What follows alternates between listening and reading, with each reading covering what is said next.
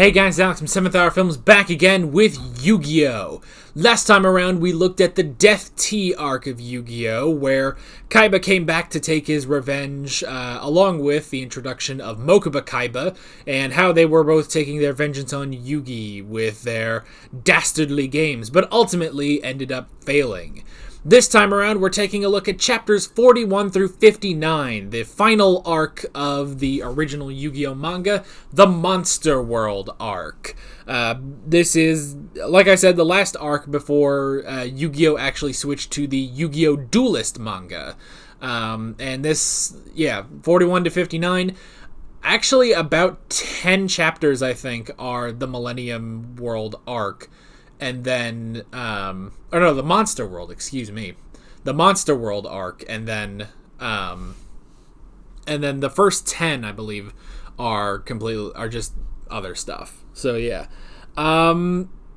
that's pretty much all we need for intro. So let's go ahead and hop into chapter 41, Let's Find Love. I put that in quotation marks, so I assume that's what the actual chapter is called. Sure enough, it's Let's Find Love. So, let's go ahead and hop into the notes that I took for this chapter. First off, we do get to see Yugi's mom, which is actually pretty interesting. It's pretty interesting because we never really see her that often. I think she actually does have a cameo in the anime, but it's only in the Japanese version. Like, she's completely cut out of the dub, which is interesting. But basically, the purpose of this chapter is that Anzu, 3 videos in and I still can't get their names right on command. Anzu actually has a crush on Dark Yugi, and she has a crush. I don't remember if it was. Yeah, it's specifically for Dark Yugi at this point. So, some things that we have in this one. First off, there are 2 specific games that Yugi plays. The first is the Sock Concentration game. Oh, that's it. So basically, it's the same as just a normal, you put down cards and then you try to, match the different cards, except for Yugi, he matches socks. And was there something... I don't remember if there was something specific that he had to do for it, but that's just a game he was playing. Taya has a portable love tester, which was kind of weird, and she actually has 2, and she gives one to Yugi, and if the portable love testers think that the 2 people are compatible, they'll ding, and Yugi and Anzu try it, and it doesn't work. They don't belong together, basically. We also get game number 2, which is Achievement Test Bingo. First off, I hate bingo. If you watch my Breaking Bad reactions, you will know I hate bingo. In this coverall game where you cover the Hoshimoli is B number 3. Oh God, bingo! 3 bears. I hate bingo. In your B column, followed by O. If I am ever in an old person's home playing bingo, I would rather be dead. I hate bingo. See, Hector's got it right. Hector's not playing bingo. But we do have a little bingo game of the achievement test results for the gang. It's mainly the guys. I don't remember... Oh, yeah. So they give the rules for each game. So the rules for achievement test bingo are actually funny. Number 1, go to a Japanese high school. I thought that was really funny. Okay, so you pick any numbers from 1 to 50 and write them in the 25 boxes, and then you literally just play bingo. That's the gist of the game. It's stupid. I hate bingo. I think Yugi ends up winning, technically, and I don't remember... Okay, yeah, so Yugi gets 3 bingos, Honda gets 1, and Jonouchi gets none, so I think he has to, get them food. Anyway, there's a guidance counselor, but he's a jerk like every side character in these Yu-Gi-Oh! Chapters. The guidance counselor is a jerk for some reason, and he actually takes away the portable love tester. And they actually say that, so games, I guess, are forbidden That was the kind of gist that I got, that having a game is forbidden at school. There's so many rules at this school, as we saw in the last couple videos. But games are forbidden, which is weird because Yugi always has a game. Like in the first chapter, we see him with that weird sort of thing, or they're playing Duel Monsters or something like that. So Yugi always has a game, and other people have games. So I don't know where this rule came from, but whatever. But yeah, so I guess he's going to... Oh yeah, he was about to smash the love tester, but that's where Dark Yugi comes out. And then we get the third game, which is just finding the love tester that the guidance counselor hid. I wrote down higher stakes than realistic. I don't remember why. Oh, that's right. If they can't find it within half an hour, all three of them, Yugi, Jonouchi, and Honda, will all be expelled. I don't think this guy really has the authority to do something like that, but whatever. Let's see. They do also, for some reason I wrote down change shoes. Oh, that's how they figure out, Yugi has to go through all these context clues. It's like Sherlock, honestly. Like, you have to figure out all these clues to find where the guy hid it. But he didn't go outside because his shoes were okay. Had trouble lifting up my leg there. But it was hidden in his wig, and they end up winning. So yeah, that happened. Also, I think it dings. Oh, that's right. So to find it, they use the thing. They use the ding in order to find it in there. And it does show basically that, I guess, Dark Yugi and Anzu are compatible. So yeah. Let's move on to Chapter 42, which is Get the Million, where Jonouchi enters a prize contest to get 1 million yen in order basically to pay for like all of his father's debts and stuff and get him off of alcohol and stuff. So very noble ambitions for Jonouchi here. Let's see. But it is all rigged, and it's all rigged basically, and Yugi figures out that it's rigged and then challenges the guy. Basically tricks the guy, and then Jonouchi actually wins the 10 million or the 1 million yen. So that's all pretty cool. And we also get a penalty game out of it, which is Mind on Air. Oh, that's right. So basically all of his true colors were out. Like he kept, basically admitting to all of his greediness. I also wrote down in all caps, the true poverty is the friends we made along the way. So I had a good time with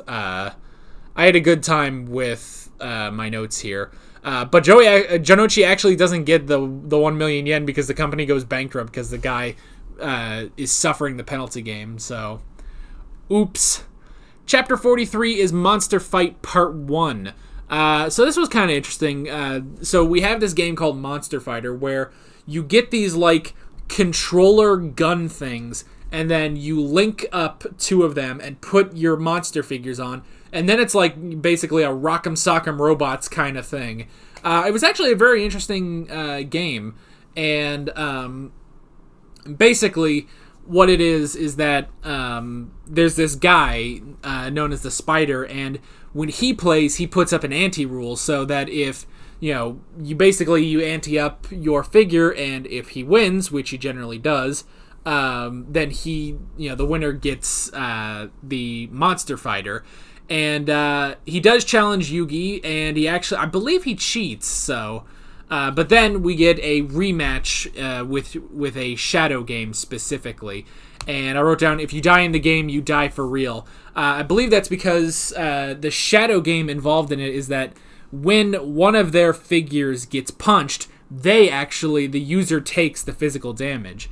And that leads us into Chapter 44, which is Monster Fight Part 2, where you need to play fair. So yeah, that's pretty interesting. Oh my goodness. None of these notes make any sense.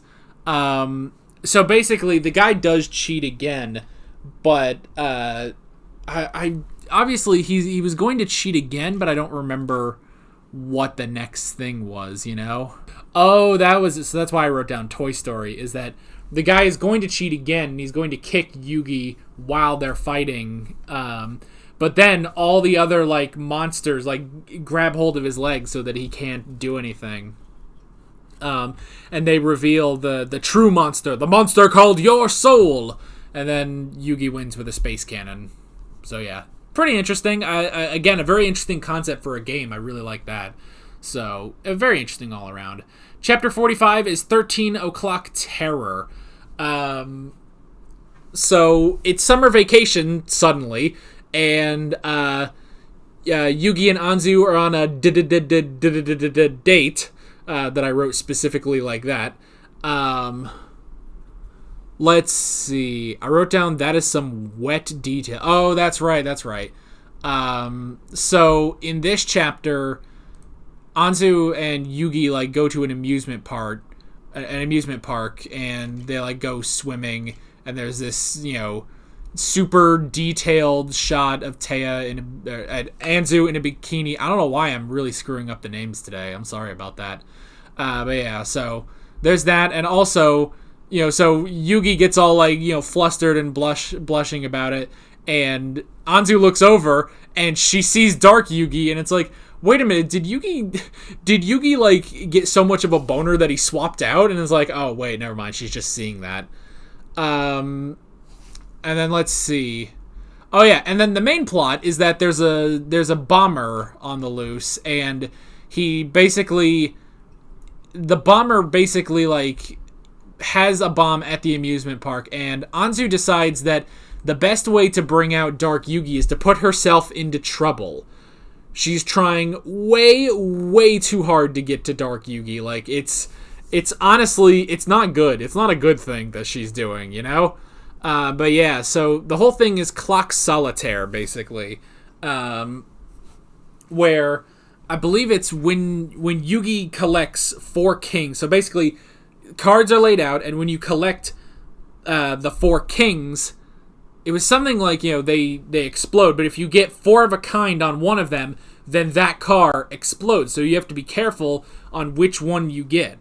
And Yugi does eventually figure it out, and he realizes that that the bomber is in number 13, because number 13 would it equals the kings, and you can't.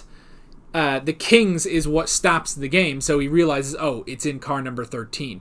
Very interesting, actually. I love seeing like how it works, and I love to like the interaction with the police, because, you know, they're taking a chance on this kid that's, you know, playing this guy's game. But it was all very, very interesting, like very good, very tense. Again, the whole thing with, oh well, Anzu's up there, and, you know, you got to be careful that she doesn't explode, but she's up there because she wants to bring out Dark Yugi. So that's a little much, but still, it was very, very interesting, like a good game. Chapter 46 is the Evil Dragon Cards Part 1.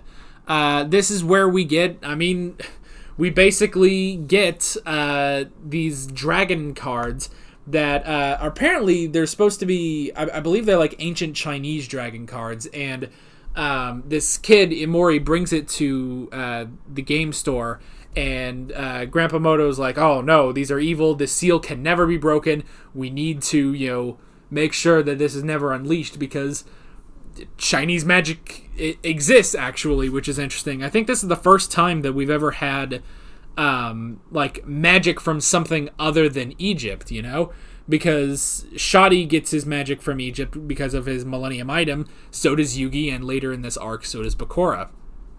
And the only other person to have this kind of power is Kaiba, but that's all through his technology. So I like that this is like, oh no, this is Chinese magic instead. So I really do really like that, is the sentence I just said, apparently. So yeah, but Imori wants the power of the shadows, which is interesting. And so he wants to be the guardian of darkness, so he holds the puzzle hostage, and challenges Yugi because he sees that he is the guardian of darkness. So he challenges Yugi to this game with the evil dragon cards. And it's pretty interesting. And actually, it is Yugi that has to do it because he doesn't have his puzzle. So he does it. The game is very, very fascinating, this card game, you know, building up different elements to power different to power different dragons and stuff. I really do like it. It's very fascinating. It makes me wonder if this is a legit like ancient Chinese game. I'd love to know if that is the case. But yeah, so basically like each of the 5 elements, which are like earth, wood, metal, water, and fire. No air, which I thought was kind of weird, but whatever. But the 5 elements, they do basically all work in a sort of rock, paper, scissors thing. And then each, like, they all can, like, boost different things, you know? So it's really interesting to see just sort of this back and forth, you know? And so Imori gets 2 water dragons and Yugi gets a fire and a metal dragon. And he actually ends up losing the game. But luckily, just before he, you know, loses his soul completely, he touches the Millennium Puzzle, and that allows Dark Yugi to return to his body. And so, basically, Dark Yugi, I wrote down Stake the Other Soul Season 4, because it's basically, Yugi has lost his initial soul, and now it's up to Dark Yugi to do it on his own and save his other soul.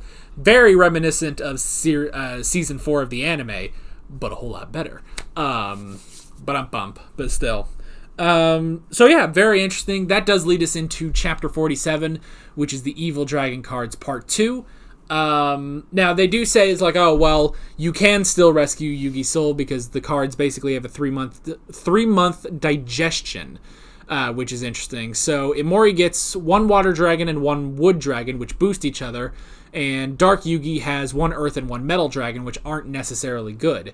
And the thing, okay, so I wrote down big battle, hard to describe. It is very hard to describe, like, the game aspect of these chapters, which is a shame because they were really, really fascinating. But basically, I mean, all I can really say is, if you really want to know, go read these chapters for yourself because these are very, very interesting. I like this one. But yeah, just the whole battle, just seeing the sort of back and forth and trying to figure it out. It does feel a lot like Duel Monsters, where they're going back and forth trying to figure out boosts and strategies and everything like that. And the different stuff that Dark Yugi can pull against Imori is very, very interesting. So, unfortunately, I can't do it justice just saying it, but it is very, very good.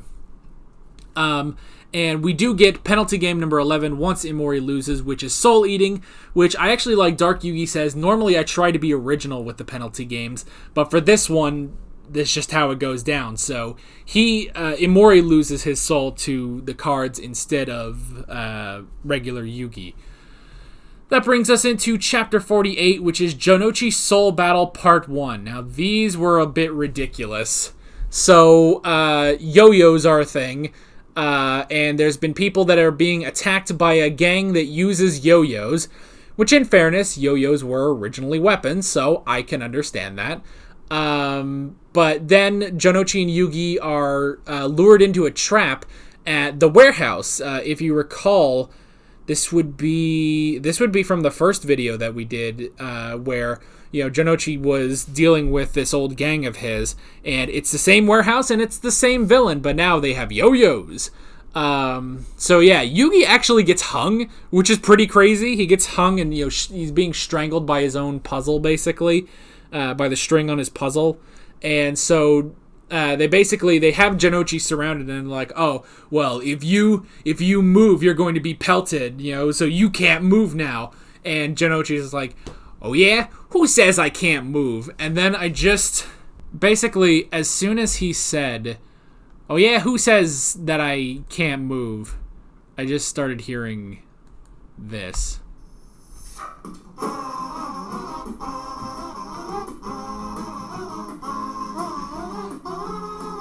Because this is ridiculous. This was a very ridiculous plotline, actually, and Jonouchi, I'm going to turn this down so it doesn't, like, drown out my voice. But basically, Jonouchi does actually just brave all the yo-yos, and he takes all the damage and stuff, and he goes and he saves Yugi. And I actually wrote down just, like, block or something, and it's like, yeah, I'm sure these do hurt, but I mean, just block for God's sake, you know? Or dodge. maybe. Like, I'm sure, yeah, there's a lot of them, but if there's like 3 or 4, just dodge and then go, you know? It's like, I don't know. There's a reason yo-yos aren't weapons today, so figure he could figure that out. But anyway, and then Jonouchi, so he saves Yugi, and he actually uses the Millennium Puzzle, not necessarily as a yo-yo, but he spins it around, and I think he shatters all their yo-yos. So Yugi starts kind of a shadow game just with the cronies while Jonouchi is just fighting. And that's basically just that. And Yugi beats up all the cronies while Jonouchi goes for the main guy. And they're just doing a straight up fist fight, you know? But the other guy does have like pocket glass that he uses. But then he loses anyway. And that's just kind of that. And I just wrote down, well, that happened. Anyway, that happened. It was kind of silly, and yeah. I mean, kind of like the first time we got this villain, I was just sort of like, okay, that happened. And yeah. This leads us into Chapter 50, which is Millennium Enemy 1, the Mysterious Transfer Student. So, this brings us into the actual Monster World arc of this video. We get our new transfer student, Ryo Bakura, which is pretty cool, bringing in our third villain who will go on to also be in the anime. After Shadi and Seto Kaiba, we now have Ryo Bakura, who is very popular with all the ladies at school.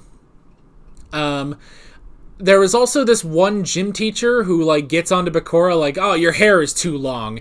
You need a buzz cut. You know, it's like, and I wrote down like, who wants to tell him? Because he gets onto Bakura for having such such long hair. But this is Yu-Gi-Oh! We're talking about. Like, every guy has stupid long hair, and Yugi, our main character, has his friggin' spike hair, so I don't know what this gym teacher is on about. We also get a bit of Bakura's backstory where, basically he's had to go from school to school because every time he made friends and would play his favorite game, Monster World, with them, they would end up in comas. And I wrote down, it's like Jaden's backstory in GX. I getcha. So yeah. And then I wrote down, ow, and then ew. Just back to back with no context. Oh, that's right. So Bakura, he does have a Millennium item. He has the Millennium Ring. But it's not just that he has the Millennium Ring, but it's embedded into his skin, basically. And it's just punctured in. I think when I wrote down ew, it was like, oh, I've already penetrated your body. Like, ew. So yeah, we do get Dark Bakura, who gives that gym teacher a penalty game. I wrote down Instant Darkness, just add Bakura. Oh, that's right, because the gang goes over to Bakura's house, and they're like, we want to play games, despite the fact that most of the time people end up in comas. And he's like, no, get out of the hallway, and come on in. So, just an instant switch between Bakura and Dark Bakura. Which, again, was a similar note I think I had that last time, too. This leads us into Chapter 51, which is Millennium Enemy Part 2, Monster World.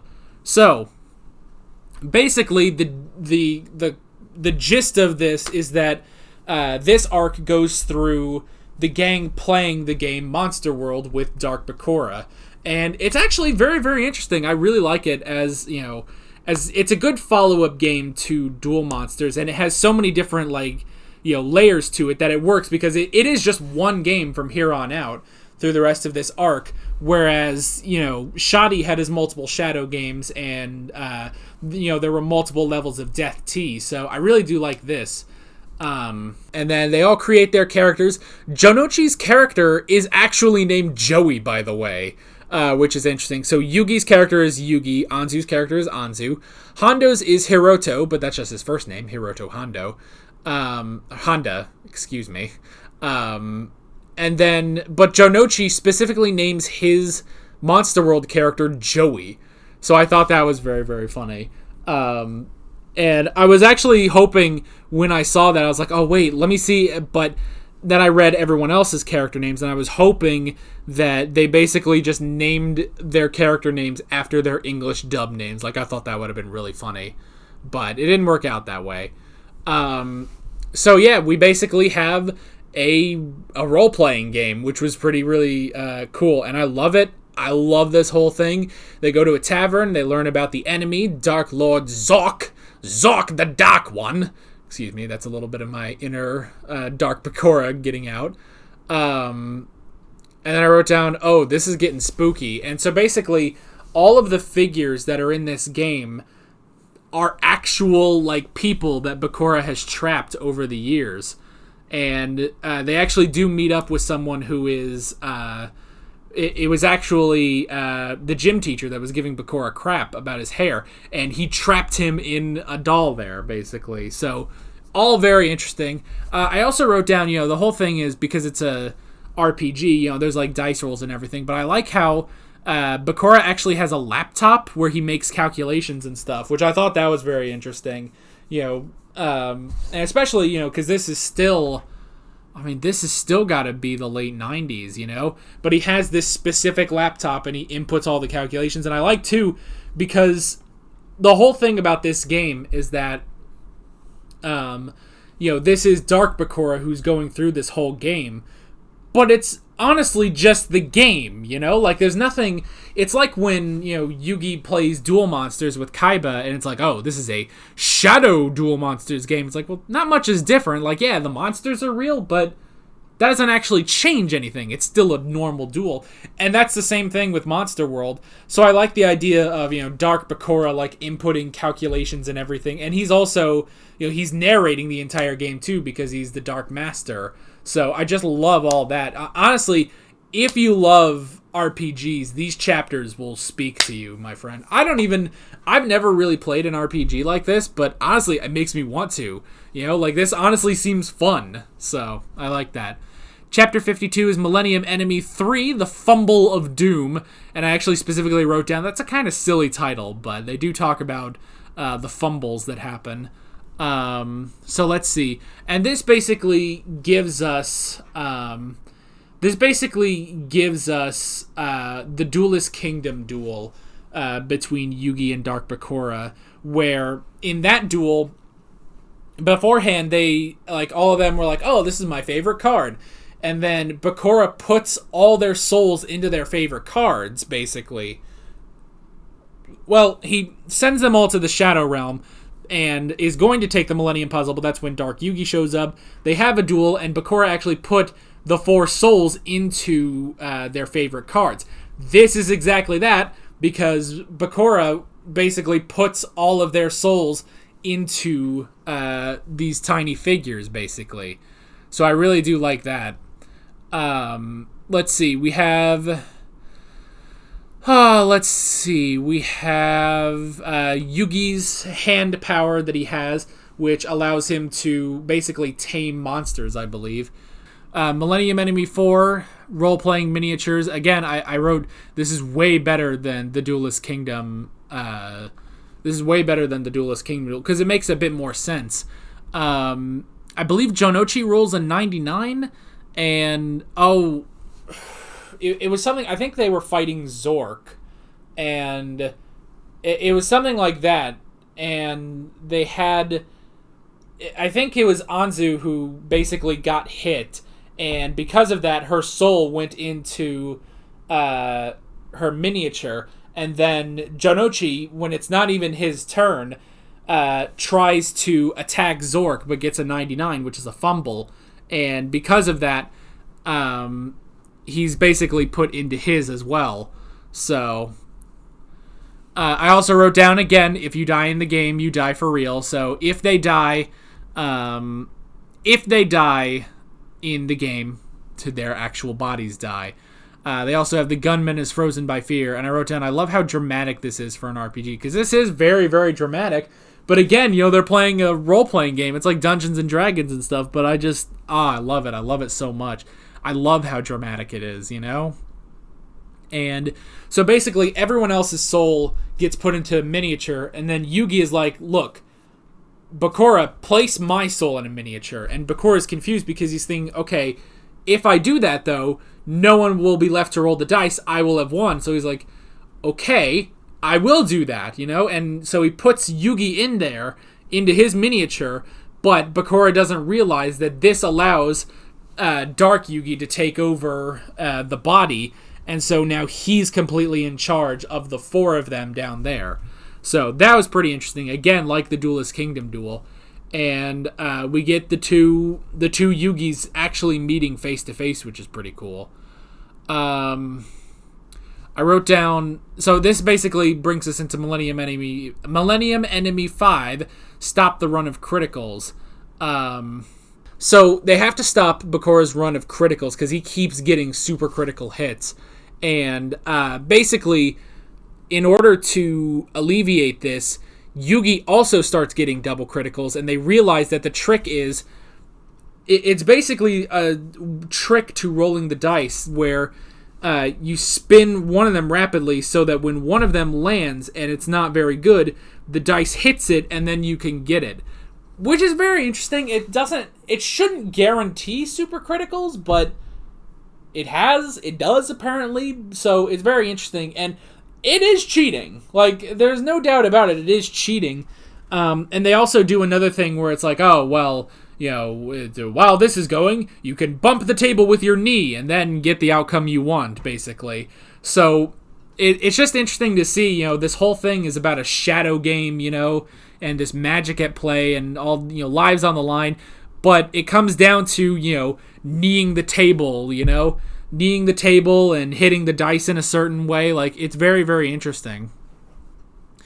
This brings us into Millennium Enemy 6, which is the Traps of Zorc Castle. Oh yeah, I think at one point Jonouchi says a limp dork monster. Like, he calls, you limp dork master. It's like, was that censored to say, like, did it originally say limp dick monster? Not a limp dick master. It's not really a master of anything. Anyway. But yeah, so I thought that was interesting.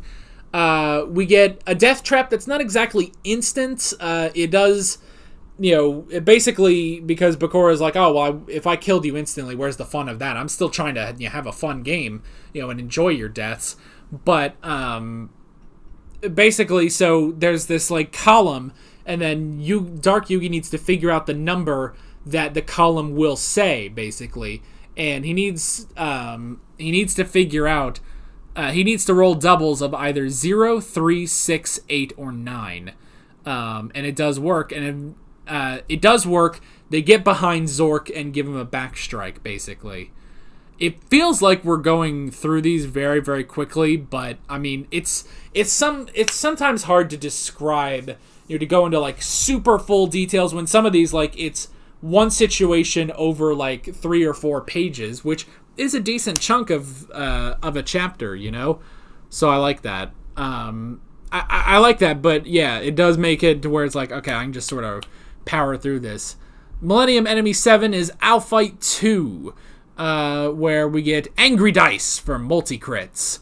So yeah, I think, like, they basically say, like, oh, they channel the gang's anger into Yugi's dice, which gets him so many criticals, which is interesting. Which, again, that's more of what you would expect, like, oh, you know, with the power of friendship and magic and all that stuff, now I'm getting, you know, super criticals. Don't take that out of context. Don't put a gift to that or anything. I don't know why I did it again, made that worse.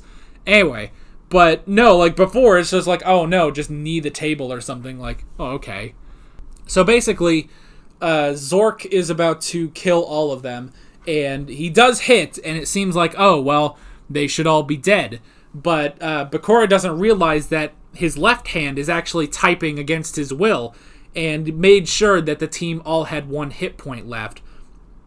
And that's when he realizes that Ryo Bakura, you know, Light Bakura, still has control of Bakura's left arm, which is pretty interesting. And so now we get a new dynamic where Dark Bakura is basically trying to fight off his own body, which is interesting. So he, like, you know, tries to move the computer away and stuff, and eventually he actually, like, stabs through his left hand to make sure that Light Bakura doesn't do anything.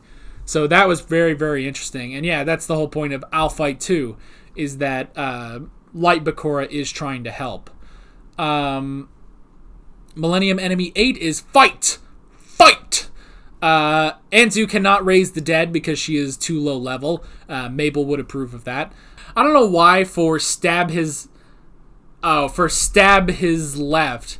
I think Bakura basically says like, oh, I will, stab the left.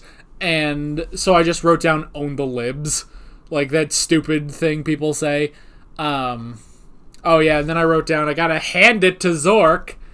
Got way too many puns. But yeah. So he does that. That's when he stabs his hand to deal damage to stop Ryo Bakura. But they do get. They basically use. Okay, so that's it. Is that Yugi uses his hand power on Zorc, and they think, well, you're not going to be able to tame Zorc, and they don't. But instead, they draw out White Wizard Bakura, who's level 13, which is pretty interesting. So it's basically this. It's specifically an NPC character, a non-playable character. I guess an NPC character is pretty redundant, but whatever.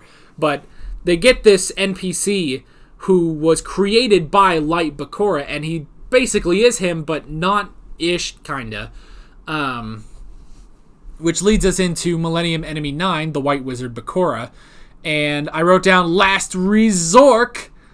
See myself out. But yeah, so Zorc basically, he goes into his final form, but it's basically his vulnerable form. And they basically need to figure out how to hit the eyeball, which is Zorc's weak point. And then we also have Pokey, who I haven't explained up until now, one of the creatures that Yugi tamed, and he was going to sacrifice himself, but they were like, no, we're not going to have you die for us. And they did actually hit Zorc without killing Pokey, which is interesting. And that leads us straight into Millennium Enemy 10. This is the final chapter, Chapter 59, the last dice roll. I put list. Okay, let me just adjust that real quick. The last dice roll. We have Bakura, Dark Bakura, channeling all of his energy into Doppelganger dice, which he basically describes as like, this, he basically puts a part of his soul into the dice, and to make sure that he always rolls a critical. But then he realizes that it was actually Ryo Bakura, Light Bakura, who sealed part of him into those dice, and the dice actually broke. And so because they broke, Bakura didn't get a roll, and they were able to win and kill Zorc. But in the process, it did kill Light Bakura. But then White Wizard Bakura decides to sacrifice himself. They do a roll, and then he sacrifices himself to give his life back to regular Bakura. And I wrote down it's like Yue in the Moon Spirit in Avatar. And yeah, everything pretty much returns to normal. Pretty much everyone that was in a coma and a miniature was all released, including the gym teacher. And the day is saved. Dark Bakura is defeated. And then we get, a little while later, Bakura comes in with a diorama of their Monster World adventure. And that's it. That's the end of the manga. So yeah, I know we kind of blasted through this one a bit more than the other two videos, but sometimes I just needed to, power through. But this one was very, very interesting. Again, I liked everything, all the dynamics with the Monster World RPG. I thought that was very, very interesting, and honestly, it makes me want to play that. Which that's one of the interesting things about Yu-Gi-Oh is that Takahashi, who made the manga, he completely made Duel Monsters from scratch for the manga. But then, it became so popular among the fans of the manga that that's when he decided oh, okay, well, maybe this needs to be a legit game, and so he makes the game off of that. I'm curious if Monster World is an actual game. If not, there are a bunch of RPGs that, you could play. But, see, it's interesting because, coming into this manga, I've seen Yu-Gi-Oh! I watched the anime, I read Yu-Gi-Oh! R, I watched all the subsequent anime. For the most part, I kind of quit during Reigns because I could not get into Reigns, but I got into pretty much everything else, and I love it to death, and I love the card game.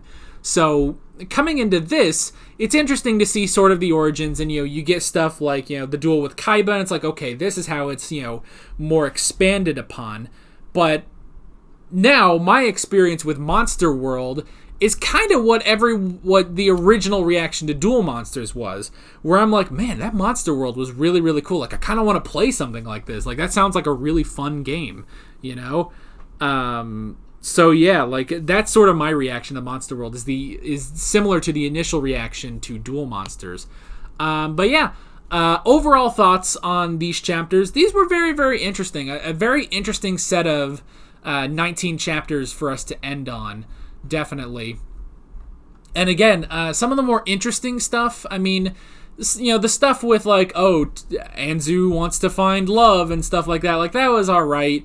Her trying to draw out Dark Yugi was stupid, with her getting into danger. But, I mean, like, again, in that chapter, the stuff with, the clock solitaire I thought was very, very interesting.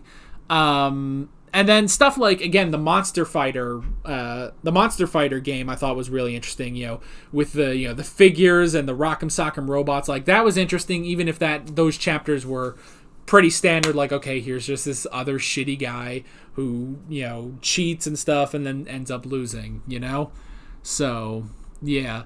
Definite highlights of these chapters. First off, the Evil Dragon cards.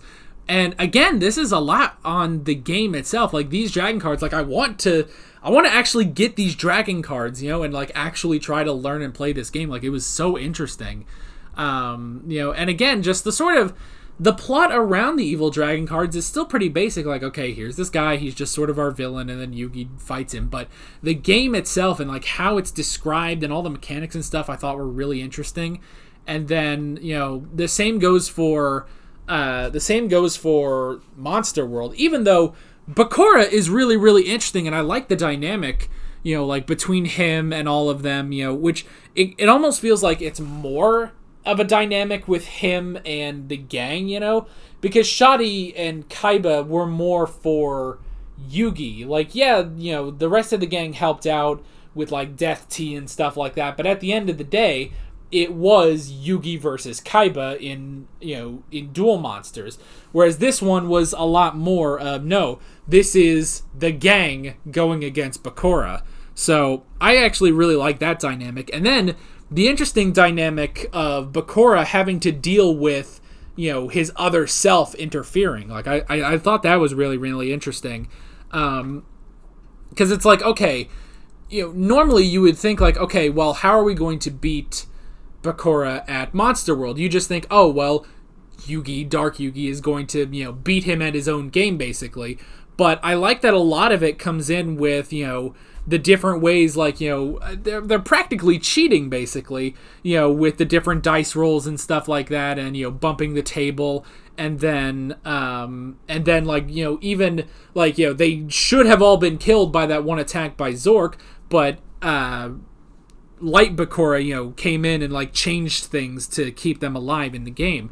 And again, he basically cheated, but I like that it's a bit more like, that there is a bit more with, maybe not exactly playing just a normal game, Whereas Yugi versus Kaiba, that's a straight game of Duel Monsters. There's no finagling in that one at all. The first one, yeah, with the whole, the Blue Eyes won't attack because he's not your monster and stuff. But in the second one, in the Death Tea arc, that is just a straightforward duel from beginning to end. This one I like is a bit more different, and just seeing the back and forth of that, with how they're going to win. I really, really enjoyed that. So yeah, and again, it makes me want to play. Like, actually, that's the interesting thing. These chapters, more than any other chapters, makes me want to play these games, with Monster Fighter, with the Dragon cards, and then now with Monster World. Like, I want to play these games legitimately, Like, they seem really, really cool. So that may be the most interesting thing, is that I would actually say that the previous two arcs were a lot more character than they were the actual games, you know? Like, okay, the Trial of the Mind, that is literally a trial for Yugi, and he has to figure everything out. Death Tea, you know, is this personal thing between Yugi and Kaiba, whereas this one kind of dials it back when it comes to like a personal enemy. It's like, no, this is just a really powerful enemy, and how do we beat them at this game, you know? And it goes more, I feel like, into the game mechanics than it does into the characters and everything. Which is interesting, you know, it makes it very interesting after Shadi and Kaiba to get Bakura like this, you know? So I really, really enjoyed all of that. And again, I know it feels like we kind of, you know, powered through that arc really, really quickly. But I mean, some of it, you know, is very hard to describe. If anything, these chapters, especially Monster Fight, the Evil Dragon cards, and then the Millennium Enemy, those were supreme, but I really can't describe them too much, you know, because basically a description doesn't do them justice. You really got to see in the chapters how these games work and all the different things, you know. So I really, really do love that. And yeah, I mean, that is basically it at that point. That is the last of the Yu-Gi-Oh manga. Man, isn't that crazy? We're already there. Overall thoughts, again, really, really enjoyed it. It's different. It is different from the anime, but still very, very interesting. You know, you kind of want to go out and play some of these games, definitely. And the characters, for the most part, are still pretty consistent with what I'm used to on the anime. So, did definitely enjoy all that. There's a lot of really high points in these chapters, and then some points that are maybe not quite so high, like the yo-yo chapters were just kind of silly and stuff, or some of the other chapters that we discussed in previous videos where it's like, okay, this is just kind of silly, whatever. But when it's good, it's really good. All three of the actual arcs, you know, the Trial of the Mind, Death Tea, and the Monster World, all three of those were superb. And then, you know, just other chapters in the middle that really stood out, like Evil Dragon cards and stuff like that. So I really enjoyed this. If you haven't checked out the Yu-Gi-Oh manga, well, I don't know what you're doing here because I just spoiled everything in these 3 videos, but whatever. But if you haven't, definitely try to check these out. You know, again, especially for these later chapters, my words don't really do them justice. So hopefully you guys go and check these out, whether in a volume or maybe you get on Viz Media or something like that, which I did. But yeah, I really do hope you guys check these out because they are really, really great and I enjoyed them. And yeah, that's basically it for Yu-Gi-Oh! Now maybe sometime we'll come back to like the Yu-Gi-Oh! GX manga, but for the most part, I'm not going to go on into Duelist Kingdom because I already know that stuff. Now I actually did look and see if the Yu-Gi-Oh! Duelist manga starts with Kaiba or not, and it actually doesn't. It starts straight with the first duel with Pegasus over the videotape and everything. So that's pretty interesting. I think that's how they, you know, keep it technically still in continuity with loose continuity with this one, whereas the anime starts clean at a new duel with Kaiba without the rest of the Death Tea stuff. So yeah, not going to be continuing on into Duelist Kingdom. Next time, actually, we are going to be moving on to a different manga altogether. We are going to be moving on to the Sailor Moon manga. Probably seems like it's coming out of left field, but yeah, we're moving on to Sailor Moon because I've never really seen Sailor Moon, but I mean, I hear good stuff about it, and I'm very interested to see, I don't know, what it's going to be like, basically. You know? And, I mean, some of it stems from, you know, like, videos I see, like, oh, this Sailor Moon character is super powerful. I'm like, really? Interesting. So, okay. So, yeah, next time around, I can go ahead and say that we'll be doing the first 13 chapters of the Sailor Moon manga, which I believe are called the Dark Kingdom arc.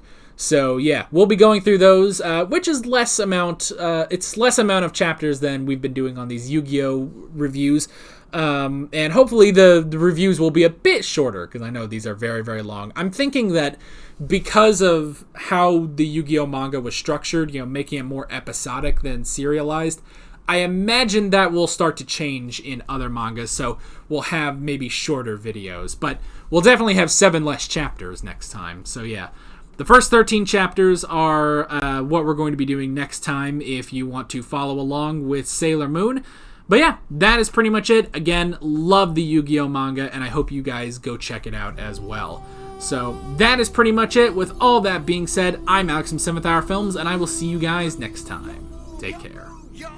Alright guys, thanks for watching this video. If you want to watch more of my Yu-Gi-Oh! / manga reviews, you can click on the playlist, you can subscribe if you haven't done that already, and be sure you hit that notification bell. You can support me on Patreon and follow me on social media, links below in the description. See you guys later.